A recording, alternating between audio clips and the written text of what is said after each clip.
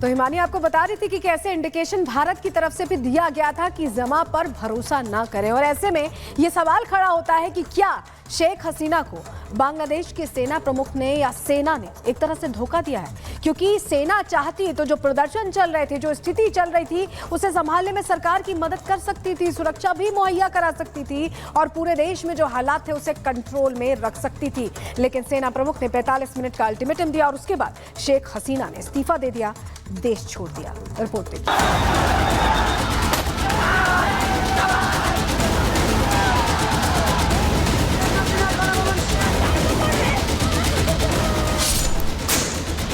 पहले श्रीलंका में तख्ता पलट, सेना ने सरकार बनाई,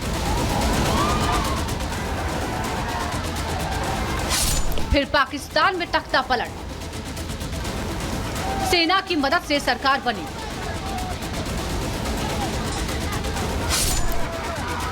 और अब कुछ ऐसी ही तस्वीरें बांग्लादेश में देखने को मिल रही है,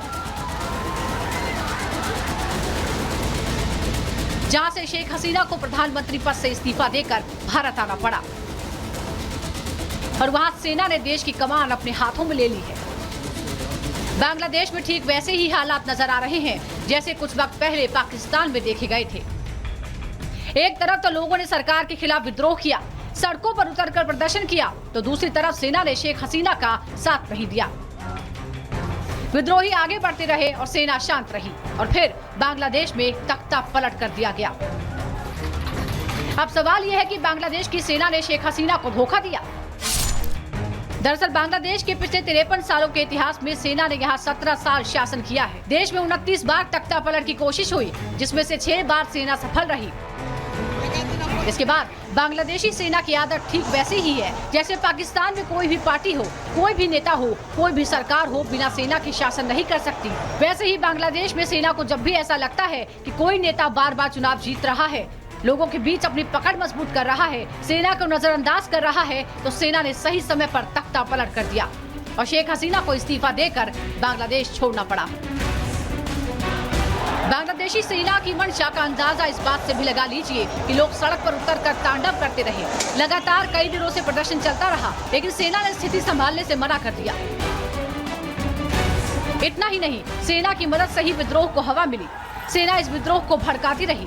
सेना चाहती तो प्रदर्शनकारियों को रोक सकती थी, लेकिन सेना ने ऐसा नहीं किया, जिससे समझा जा सकता है कि सेना खुद ही इस तख्ता पलट के पूरे खेल में शामिल थी। सेना के इस तख्ता पलट के पीछे कई और वजह बताई जा रही हैं। जानकारों के मुताबिक अमेरिका बांग्लादेश में सैन्य अड्डा बनाना चाहता था, लेकिन हसीना लगातार ऐसा करने से रोक रही थी। दूसरी तरफ चीन से मिलने वाली सैन्य मदद से भी सेना नाराज थी, जिसे शेख हसीना लगातार नजरअंदाज कर रही थी। जिसके बाद सेना ने अपनी ही सरकार के खिलाफ तख्ता पलट का पूरा खेल रच दिया। Bureau report, Republic Bharat. तो सिचुएशंस बेहद खराब इस वक्त बांग्लादेश के अंदर हैं। हमारे साथ defence expert major V K Datta sir भी हमारे साथ इस वक्त मौजूद हैं। दत्ता सर, क्योंकि हम लगातार जिक्र कर रहे हैं कि क्या कोई चूक हो गई जमान को समझने में शेख हसीना की तरफ से, जिस तरीके से अपॉइंटमेंट होता है और उसके बाद और कहा गया कि चीन की तरफ भी झुकाव था, इसकी कितनी संभावनाएं जो है वो नजर आती हैं कि वो कैलकुलेशन गलत हो गई? देखिए, ऐसा है कि जहाँ तक करंट आर्मी चीफ का सवाल है बांग्लादेश में, वो पहले भी शेख हसीना साहब के साथ में स्टाफ अफसर रह चुके हैं। तो जब कोई एक आदमी आपके साथ पहले एक जूनियर लेवल में रहा है, बाद में उसने अपनी ऑर्गेनाइजेशन के अंदर वो ग्रो करा है और बाद में उसको चीफ सेलेक्ट किया गया है, तो आदमी भरोसा करता है कि ये जो आदमी है, मैं इसको इतने बरस से मेरे नीचे काम कर रहा है, तो ये भरोसेमंद होगा। लेकिन कई बार क्या होता है कि जो आदमी का चेहरा सामने होता है, उस चेहरे के पीछे उसके दिमाग के अंदर या उसके जो नज़दीक के लोग हैं वो कैसे इन्फ्लुएंस कर रहे हैं। आपको ये भी शायद मालूम होना चाहिए कि जो करंट चीफ हैं, उनकी जो मैडम हैं, वो पुराने आर्मी चीफ की बेटी हैं। ओके। तो ये एक रिश्ता और है कि जो पुराने आर्मी चीफ थे, जो तकरीबन 2000 के पीरियड में प्लस माइनस थे, उनकी बेटी है वो जो जब आर्मी चीफ थे, उनका क्या इन्फ्लुएंस रहा होगा, उनकी वाइफ की क्या सोच रही होगी और घर के अंदर ये क्या माहौल रहा होगा, तो ये क्वेश्चन मार्क है। हम यकीनन नहीं बोल सकते भाई किसका झुकाव कहाँ है। लेकिन जहाँ तक बांग्लादेश आर्मी का सवाल है, बांग्लादेश आर्मी और इंडियन आर्मी का बहुत अच्छा तालमेल है।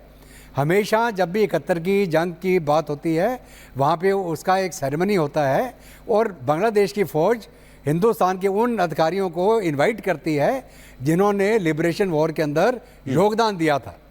मैं भी 71 की लड़ाई में मौजूद था जी 71 में, हालांकि मैं सिर्फ सेकंड लेफ्टिनेंट था उस समय। तो हम लोगों ने भी हिस्सा लिया था उस लिबरेशन वॉर में। तो वो इनवाइट करते हैं हम सब लोगों को जिन्होंने उस समय हिस्सा लिया।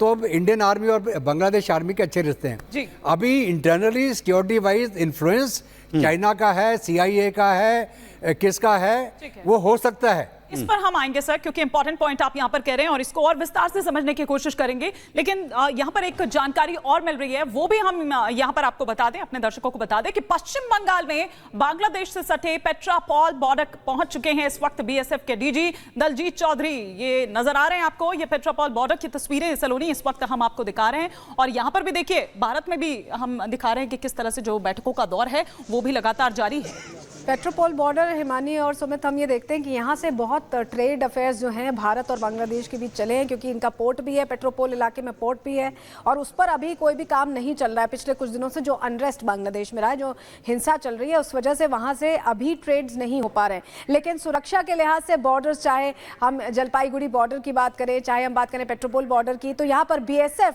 यहाँ पर निगरानी बढ़ा चुकी है और DG यहाँ खुद पहुँचे हैं व्यवस्थाओं को देखने, क्योंकि ये समझना बहुत ज़रूरी है। जलपाईगुड़ी एक ऐसा एरिया जहाँ से तमाम, अभी हम जो देख रहे हैं कि हिंदुओं पर हमला हो रहा है, स्थिति बहुत चिंताजनक बनी हुई है। ऐसे में ऐसा हो सकता है कि तो बांग्लादेशी हिंदू हैं वो भारत का रुख करना चाहें, क्योंकि सिक्योरिटी सेफ्टी के लिहाज से ये तस्वीरें हम लगातार दिखा रहे हैं। हमारे सहयोगी जुड़ गए हैं सुमित। बिल्कुल, अनूप हमारे साथ जलपाईगुड़ी से इस वक्त जुड़ गए हैं। अनूप, इस वक्त बॉर्डर को लेकर किस तरीके की सिचुएशन है? क्योंकि पेट्रोपोल बॉर्डर पर हम देख रहे हैं कि जो BSF के DG हैं वो पहुंचे हैं सिचुएशंस को देखते हुए।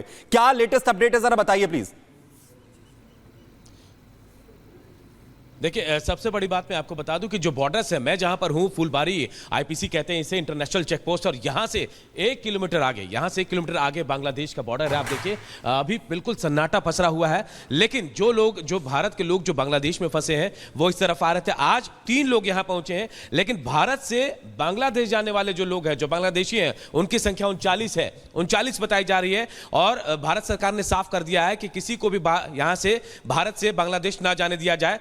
बॉर्डर सिक्योरिटी फोर्स जो है, BSF जो है, बिल्कुल अलर्ट मोड पर है और यहां पर हर एक आदमी को चेक किया जा रहा है कि आखिर कौन है, क्या है। लेकिन यहां थोड़ी शांति जरूर है। अंदर, यहां से दिनाजपुर शुरू होता है, अंदर जो बांग्लादेश में सियासी हलचल मची है, जो तनाव देखा जा रहा है, वो तो बनी हुई है, लेकिन यहां पर फिलहाल बहुत शांति है। बॉर्डर देखिए आप, BSF के जवान है, मुस्तैदी से काम कर रहे हैं। 39 लोग जो है आज जो है बांग्लादेशी जो बताया जा रहे हैं, वो भारत से बांग्लादेश की तरफ गए हैं। ज्यादातर लोग, सबसे हैरानी की बात है सुमित की, ज्यादातर जो बांग्लादेशी हैं उनसे हम बातचीत कर रहे थे, उन्होंने कहा कि बांग्लादेश से बेहतर भारत है। लॉ एंड ऑर्डर को लेकर बात कर ले या फिर तमाम चीजों को लेकर कह ले, वो कह रहे हैं कि भारत सबसे बेस्ट है, बांग्लादेश में जो कुछ हुआ है वो गलत हुआ है। ये खुद वो लोग अपनी जुबान से कहते हुए नजर आ रहे हैं। ये तस्वीरें मैं आपको दिखा रहे हैं, आप देखिए, ये फुलबाड़ी का ये चेक पोस्ट है जहां पर तैनाती BSF की है और यहां से अगला जो चेक पोस्ट आपको नजर आ रहा है, भारत की सीमा यहां तक है। उसके बाद एक और चेक पोस्ट आपको नजर आ रहा है, वहां से बांग्लादेश की सीमा शुरू होती है। अब इक्का दुक्का लोगों को छोड़ दे तो बहुत ज्यादा लोगों का आना जाना नहीं हो रहा है। बाकायदा चेकिंग के साथ, इमिग्रेशन के साथ इनको यहां से उधर भेजा जा रहा है, उधर से लोग इधर आ रहे हैं। लेकिन हाँ, भारत सरकार ने एडवाइजरी जारी कर दी है कि बेवजह आप, बहुत जरूरी ना हो तो भारत के लोग बांग्लादेश की यात्रा ना करें। ये तस्वीरें बहुत कुछ बयां करे। कुछ लोग भी आ रहे हैं, हम आपको दिखा, देखिए लोग जा रहे हैं।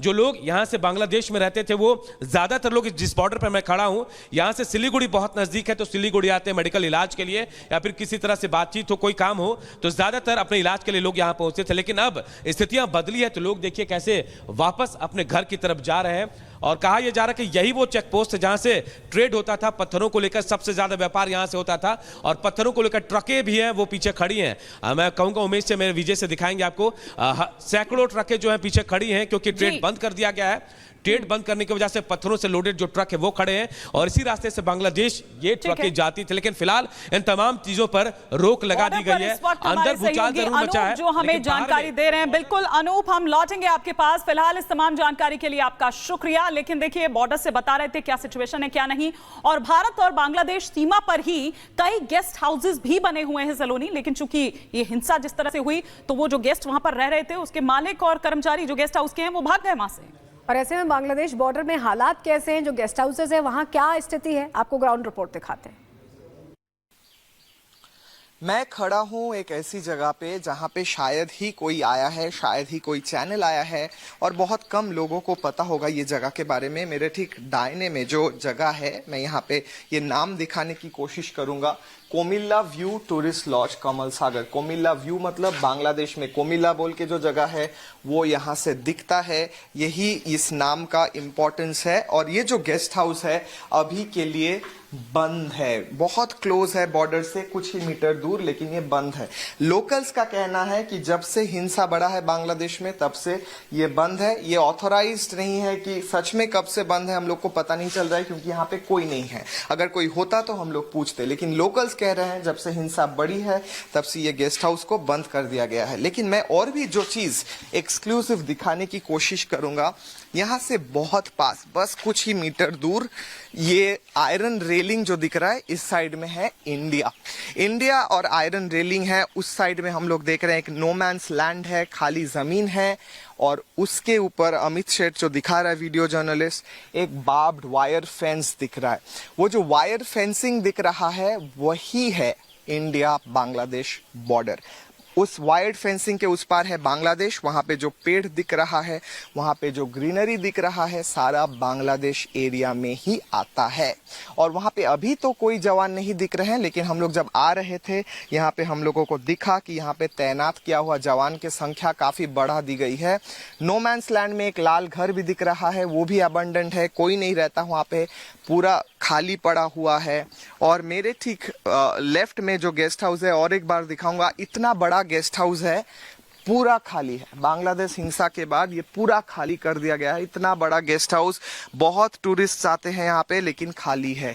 दाहिने में और भी कुछ घर है, ये भी पूरा खाली है। यहाँ पे अभी कोई भी मौजूद नहीं है। बॉर्डर के बस कुछ ही मीटर, बस 50-60 मीटर के अंदर ही होगा शायद ये जगह, और ये जगह में अभी तो सिर्फ सन्नाटा ही दिख रहा है। और बॉर्डर के इतने पास लोकल्स ये भी बोल रहे हैं कि बॉर्डर के उस साइड में जब अशांति होता है, हिंसा होता है, तब उन लोगों को सुनाई भी देता है, उनका आवाज, एक्सप्लोजन की आवाज, बम फटने की आवाज, ये भी सुनाई देता है। उन लोगों को ये भी चिंता है कि इतना पास बॉर्डर होने के कारण कोई अशांति, कोई ऐसा घटना ना घट जाए जो उन लोगों को हानि पहुंचाए। लेकिन वो ये भी कहते हैं कि बीएसएफ के ऊपर उनका पूरा भरोसा है, और हम लोगों ने भी देखा है कैसे बीएसएफ और आर्मी के तरफ से यहाँ पे डिप्लॉयमेंट कई गुना बढ़ा दिया गया है, ताकि एक भी घुसपैठ की घटना ना घटे।